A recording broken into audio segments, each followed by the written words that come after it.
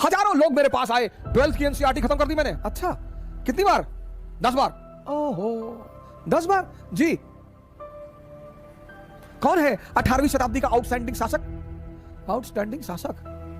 पहले चैप्टर का सवाल का जवाब नहीं दे पाते। पहले चैप्टर, पहले। तब क्यों पढ़ रहे हो?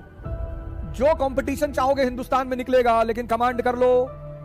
दावा के साथ कह रहा हूं, चाहे कोई भी आदमी हो जो भी 5 साल, 6 साल, 7 साल, 8 साल से तैयारी कर रहा हो और उसका सिलेक्शन नहीं हो रहा है, आप मिलिए हमसे।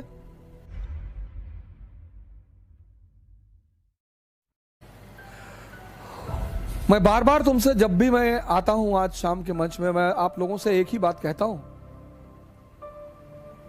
पढ़ो दिमाग को जिंदा करने के लिए। एक जिंदा दिमाग कुछ भी कर सकता है। वो आईएएस बन सकता है, वो डॉक्टर बन सकता है, इंजीनियर बन सकता है, मेंबर ऑफ पार्लियामेंट बन सकता है, प्रधानमंत्री बन सकता है,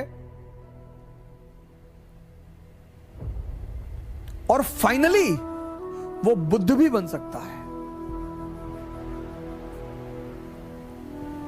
इसीलिए तो मैं आपसे कहता हूं, ध्यान करो।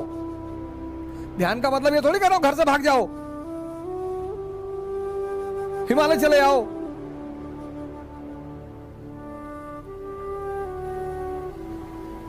अगर एक किताब पढ़ते हो, खत्म करते हो, और उस किताब की कहानी ही तुम्हें नहीं पता, हजारों लोग मेरे पास आए, 12th की एनसीईआरटी खत्म कर दी मैंने। अच्छा, कितनी बार? 10 बार। ओहो, 10 बार? जी। अच्छा, तो आप एक काम करो, रिवीजन करके 2 दिन बाद आओ। नहीं नहीं नहीं, आप पूछो। नहीं नहीं, रिवीजन कर लो। नहीं, आप पूछो। कौन है 18वीं शताब्दी का आउटस्टैंडिंग शासक? आउटस्टैंडिंग शासक? ये तो नहीं लिखा है उसमें। अच्छा, महादजी सिंधिया की उपलब्धियां बताओ 18th सेंचुरी में। महादजी सिंधिया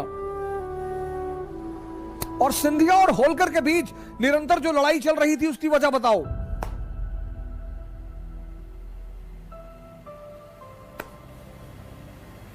बहुत बड़ी वजह है, और वो ऐसी वजह है जिसकी वजह से ब्रिटेन ने चीन पर कब्जा किया।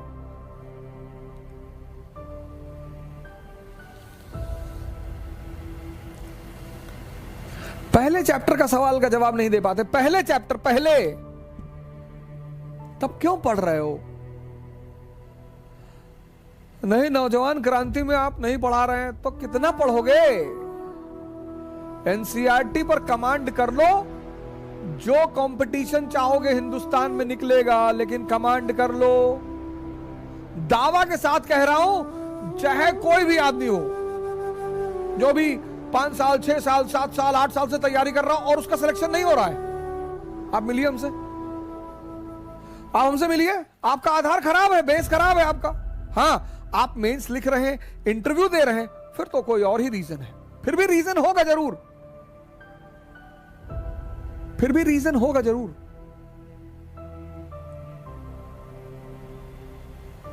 तुम्हें कहानियां ऐसी समझ में आती नहीं, तुम रटते हो तो तुम्हारे मन को मजा नहीं आता, तुम्हारे मन में ये चीजें रिपीट नहीं होती, क्योंकि तुम समझते नहीं हो।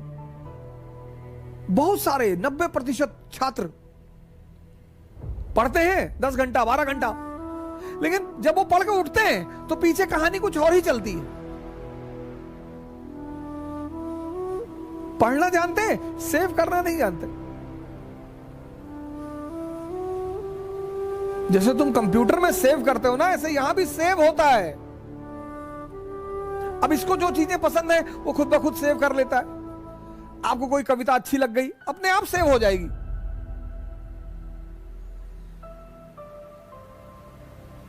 कोई दीवाना कहता है, कोई पागल समझता है, मगर धरती की बेचैनी को बस अंबर। जो चीज आपको अच्छी लग जाएगी, जो आपके मन को अच्छी लगे, खुद ब खुद सेव हो जाएगी। आपने कोई गाने याद थोड़ी किए हैं, याद हैं, क्योंकि आपके मन को उसमें रस मिला, उसने सेव कर लिया।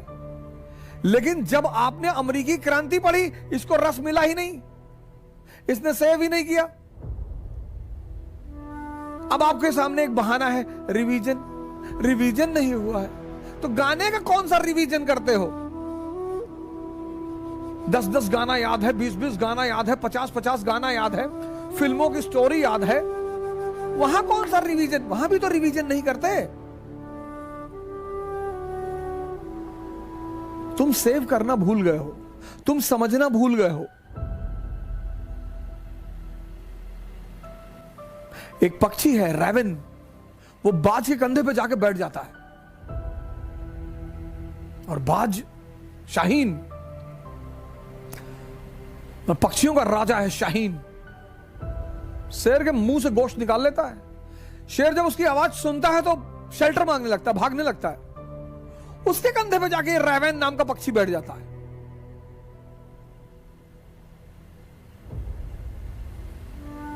तो पता है बाज क्या करता है? अपनी उड़ान बढ़ाने लगता है, उड़ान। और जैसे जैसे उसकी ऊंचाई बढ़ती रहती है, ऑक्सीजन लेवल कम हो जाता है, रैवन को भागना पड़ता है। अपनी ऊंचाई बढ़ाओ, इतनी बढ़ाओ कि जितने लोग तुम्हें दबाना चाहते हैं उनका दम घुटने लगे, वो खुद ही भाग जाए। क्योंकि जब तक तुम कमजोर रहोगे तुम्हारा शोषण होगा।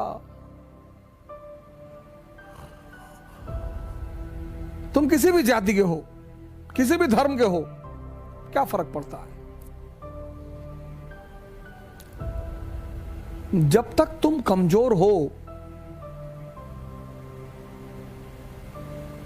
जब तक तुम डिपेंडेंट हो, तुम्हारा शोषण होगा। नियम है, नियम है, नियम। अपनी सारी ताकत अपने में लगाओ और अपनी ऊंचाई को इतना बढ़ाओ, इतना बढ़ाओ कि तुम्हारे जितने अगल बगल लोग